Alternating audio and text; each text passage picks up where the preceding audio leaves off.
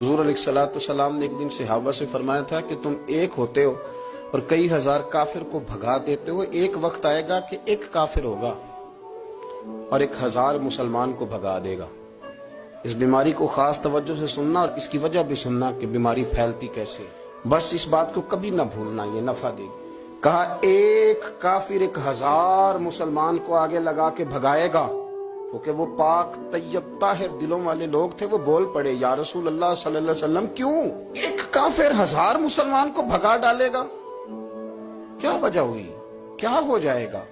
2 جملے میرے نبی کریم نے اور بات ختم کر دی۔ 2 جملے فرمایا تمہیں وہن ہو جائے گا، وہم نہیں وہن، واو ہا نون، تمہیں وہن ہو جائے گا۔